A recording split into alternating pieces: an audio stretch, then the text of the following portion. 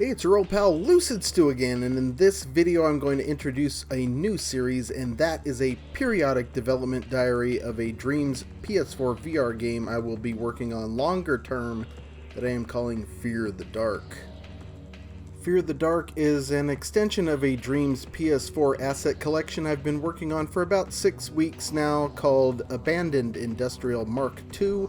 The decision to turn this into a playable experience has a foundation in wanting to show you all this new bunch of assets.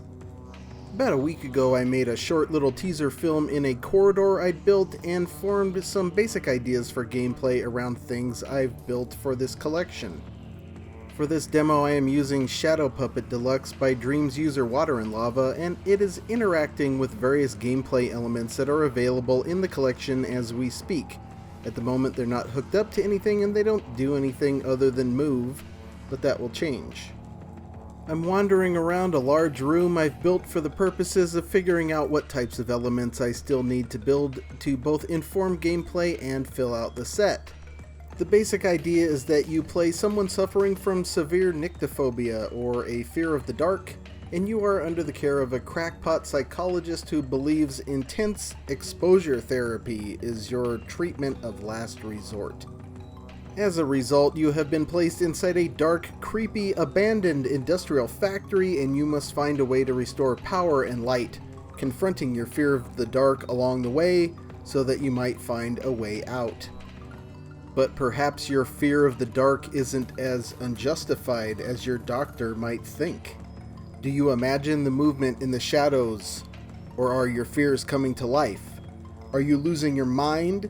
Are these side effects of the therapy, or are these signs that you are finally fighting your debilitating fear? When I was a child, I had this fear. I imagined creatures lurking just beyond the veil, ready to grab me. I remember between our kitchen and my bedroom there was a room and a hallway that was almost always never lit, and I would sprint through the dark each time to avoid the demons in the dark. Of course, there is no absolute way of knowing that they weren't there, just as there is no absolute way of knowing anything. Even if you aren't afraid of the dark, my objective is to use it to instill fear in you. Can I succeed? That is what I aim to find out. On the lighter side, so to speak, I'm drawing some inspiration from what I know of games like Alan Wake and also Eternal Darkness for the GameCube. I'm hoping to avoid mechanics that I really hated, like the flashlight shield dissipator, so you could shoot stuff in Alan Wake. Honestly, I think the entire concept of guns in video games is played out and cheap. I want to avoid weapons altogether. What weapons would you use against fear anyway? Calm and resolve. And that's a challenge because how do you keep the non-phobic player from becoming desensitized?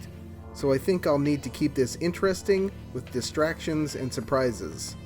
And just to keep it from being about this constant onslaught of fear and keeping that from getting boring, I'm hoping to incorporate the pieces in the collection into some interesting puzzles. One thing I want to avoid is difficulty and variety by combinations of ever-increasing enemy types.